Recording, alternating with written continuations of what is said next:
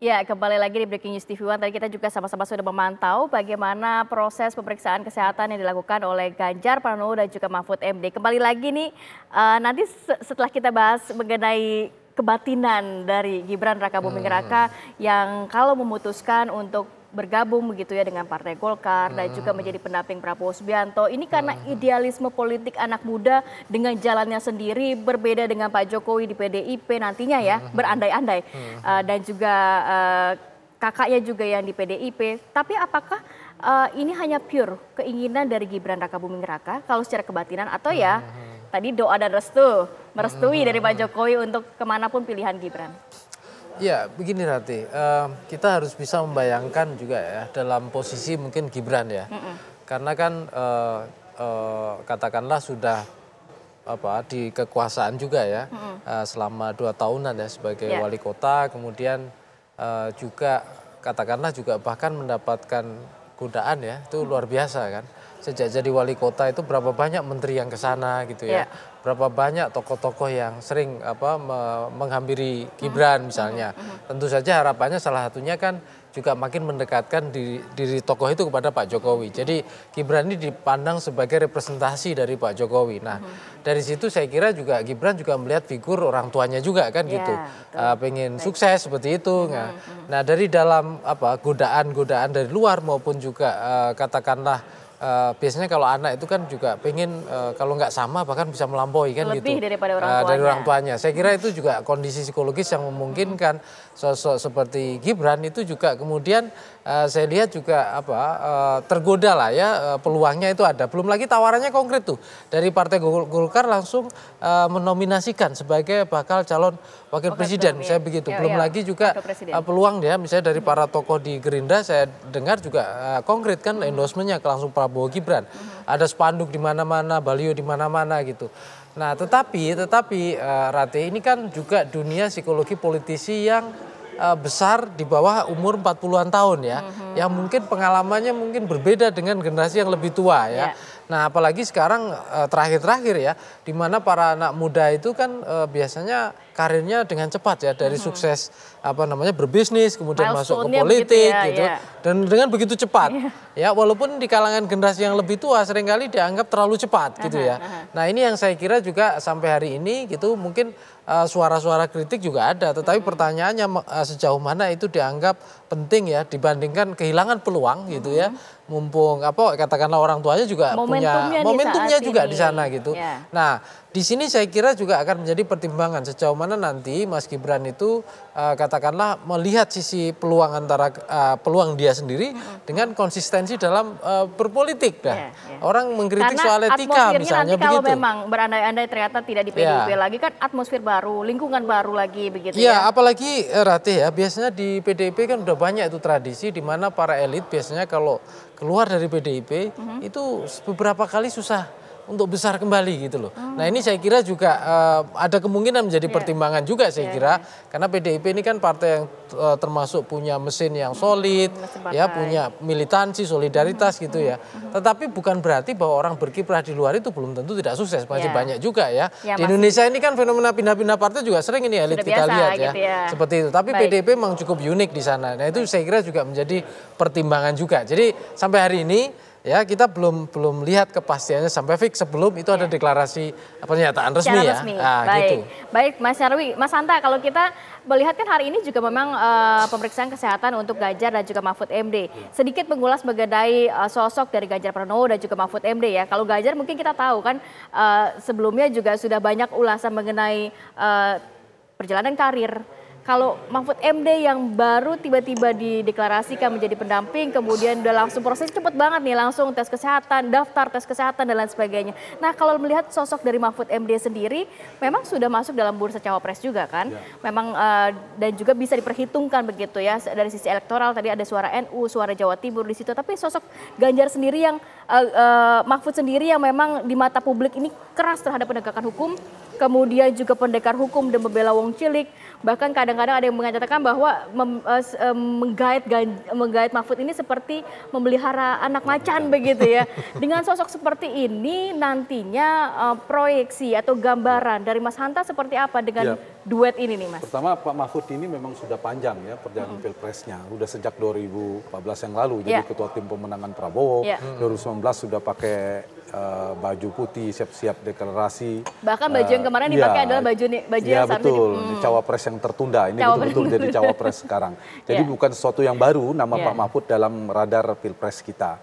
Nah, yang memang menarik Pak Mahfud kalau kita perhatikan ditujukan oleh PD Perjuangan dan Ganjar ingin melengkapi dia sebagai komplementer dari sisi tadi ya, kelompok religius, Islam dan seterusnya, NU. Ditambah tentu ada kekuatan Pak Mahfud dari sisi kompetensi beliau, dari sisi rekam jejak dan pengalaman yang cukup paripurna, eksekutif, legislatif, yudikatif ya, tres politika didatangi semua. Jadi kalau bicara cawapres kan ada 3 fase kandidasi. Ini jawaban bahwa veto player, single veto player di koalisi itu di PD Perjuangan ada Ibu Mega. Jadi yang tidak di penerimaan akseptabilitas rendah Ibu Mega nggak mungkin jadi cawapresnya Ganjar. Berarti terkonfirmasi yang tertinggi adalah Pak Mahfud ini penerimaannya di itu. Yang kedua dari sisi elektoral, winning the election, ini juga sebelum jawab pertanyaan tadi, ini juga komplementer dari sisi NU dan Jatim. Tetapi PR-nya Pak Mahfud tidak bisa menutup kelemahan-kelemahan, menambal kelemahan Ganjar di beberapa wilayah teritorial. Secara NU bisa menambal itu, tapi wilayah Banten misalnya Mas Ganjar lemah, sebagian besar Sumatera, luar Jawa Barat, itu agak sulit, apalagi Jawa Barat, itu agak sulit. Padahal Jawa Barat ini kan Ganjar nomor 3 urutan elektabilitasnya. Saya kira apalagi kalau Gibran diambil oleh Prabowo, semakin lagi terancam posisi Mas Ganjar di Jawa Tengah. Nah, sementara Pak Mahfud tidak bisa menopang itu. Nah, dari sisi proyeksi pemerintahan, governability, itu memang ada potensi. Karena beliau kan bukan, karakternya bukan seperti Pak Maruf Amin ya, lebih ke Pak JK lah, orangnya cukup aktif, cukup pengalaman politiknya tinggi, komunikasi politiknya, ya potensinya aja ada saya kira, tapi meskipun masih terlalu jauh untuk menghindari potensi matahari kembar itu mungkin sudah ada komitmen bertemu dengan Ibu Mega dan sebagainya. Konon mungkin yang membuat Pak Ridwan Kamil tidak diambil juga karena sudah bicara kewenangan duluan kabarnya gitu. Nah ini saya kira mungkin yang harus diantisipasi, saya setuju. Sedikit lagi mungkin saya ingin nambahkan Mas Gibran tadi. Silakan, Mas. Gibran ini menarik juga, dia bisa menjadi kekuatan besar bagi Prabowo, bisa melentingkan, melambungkan elektabilitas, tidak bisa dipungkiri itu. Tapi sekaligus dia menyimpan 3 kelemahan besar juga, bisa menjadi melemahkan Pak Prabowo, mendegradasi, bisa memperprosokkan. Kekuatannya itu tadi dari sisi elektabilitas ya, kekuatan untuk menambah suara Prabowo di Jawa Tengah tadi terutama, di basis Pak Jokowi, NTT, sebagian Lampung dan sebagainya. Tapi di saat yang sama, saya katakan tadi kalau ternyata salah hitungan justru banyak yang pergi di Jawa Barat seterusnya geser ke Anies. Nah kalau dia bergeser ke Anies kemudian Ganjar nggak bertambah, ini asumsi misalnya tidak otomatis semua ke Anies, bisa jadi Anies diuntungkan, putaran kedua Anies yang masuk ini bersama Prabowo. Misalnya itu kalau itu eskalasinya kuat. Tapi kenapa akhirnya bergesernya ke Anies Baswedan padahal karena sama Jawa ini Barat. Kan suara Jawa Barat. Khusus di Jawa Barat khusus di basis non Jokowi, istilah saya yang tidak terlalu kuat dengan Jokowi. Jadi wilayah Jokowi ini perebutan antara Prabowo dan Ganjar. Wilayah yang Jokowi tidak kuat perebutan Anies dan Prabowo. Nah ini yang diantisipasi oleh Prabowo. Meskipun sementara analisis saya, bukan saya mendukung harus terus Gibran ya, kemungkinan perginya relatif lebih sedikit. Kalau bisa dikompensasi treatmentnya ketimbang potensi datang dari basis Pak Jokowi. Karena Pak Jokowi bisa mengarahkan itu. Yang kedua, dari sisi kelebihannya Gibran tadi yang kita bahas bersama, akseptabilitas koalisinya. Udah muter di partai-partai. Saya yakin diterima betul sekali. Bandingkan Erick Thohir, dibandingkan Bukovipa, ada yang terima, ada yang menolak. Golkar ini nerima, Golkar menolak. Tapi kalau Gibran menurut saya kecil kemungkinan. Tapi di saat yang sama, ada potensi besar juga akan mengangkat eskalasi politik di luarnya. Koalisi ini menjadi common enemy, semacam jadi musuh bersama yang mengkristalkan kekuatan di luar mereka. Tidak hanya koalisi perubahan, bisa bergabung dengan PD Perjuangan dan lain-lain, isunya bisa kemana-mana. Nah, dan yang ketiga, yang ini dikejar oleh Pak Prabowo adalah Jokowi efek. Efek Jokowi ini. Nah, efek Jokowi ini memang besar, menggiurkan. Fitur-fitur kekuasaan dikendalikan oleh Pak Jokowi semua ketika Pilpres. Jaringan dipegang semua dan seterusnya. Ini yang membuat Pak Prabowo yakin saya harus menang bersama ini. Tapi kalau tidak, tadi ada isu-isu eskalasi berhadapan dengan isu publik. Tapi kalau hitung-hitungan Pak Jokowi 1, 2, 3 ini analisis saya terakhir ya. Kalau misalnya Jawa Barat nggak banyak pergi, kemudian eskalasi elit bisa dipegang, nggak mungkin sampai isu-isu paling ya ada menyerang Pak Jokowi, tapi bisa gitu bisa diantisipasi. Yang ketiga ya ini ada cara juga treatment Gibran semakin kuat ini, semakin terkonsolidasi ya seperti Mas Nyarwi bilang tadi, akan terkonsolidasi, diterima oleh semua partai, deklarasi diumumkan, ngelihat ini perkembangannya. Tapi dan waktunya juga sudah semakin mepet. Iya, waktu makin mepet. Tapi kalau enggak tiba-tiba ya tetap keluar plan B-nya, plan B yang saya katakan tadi tetap untung. Nah ini orang kan akan sama-sama pertama Pak Jokowi kalkulasinya matang, ya udah Gibran dia dukung. Kalau tidak matang, dia naik juga level citra publiknya, luar biasa Jokowi negarawan. Jadi sudah ada ininya ya, keuntungan didapatkan betul, kalaupun tidak diambil Gibran, ada kesempatan negarawan orang ini nggak diambil. Udah Pak Jokowi tingkat kepuasannya bisa di atas 80% itu. Lawan politik udah nyiapin amunisi, bisa batal ini. Nah yang kedua. Berarti bukan sentimen negatif yang tadi seperti dikatakan Mas Nyarwi dong, lebih kebanyakan positif.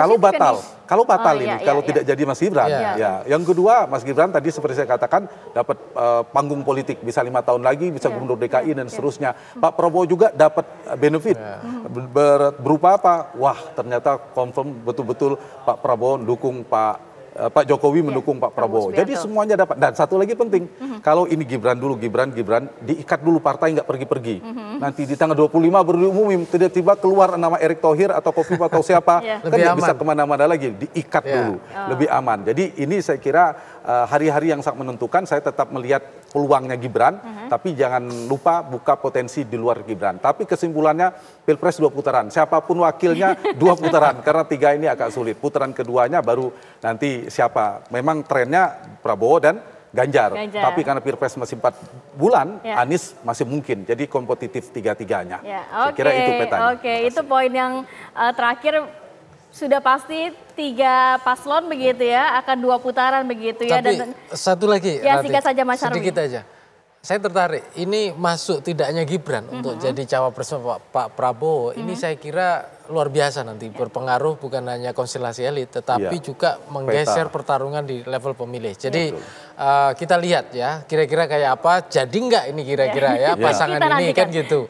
Apakah politiknya betul kencang ya kan? Termasuk tadi yang disampaikan Bung Hanta, lentingannya nanti kira-kira kayak apa kalau misalnya itu seandainya. Pastinya kita nantikan juga nantinya. Selain itu juga hasil dari tes kesehatan seperti apa dan juga kita nantikan Prabowo Subianto nantinya akan berdampingan dengan siapa. Terima kasih banyak Mas Nyarwi, kemudian juga Mas Hanta sudah berbagi informasi dalam Breaking News TV One, dan informasi tadi juga harus menutup jumpa kita kali ini. Saya Kamarati Kusuma pamit undur diri. Terima kasih dan sampai jumpa. Terima kasih banyak Mas Nyarwi.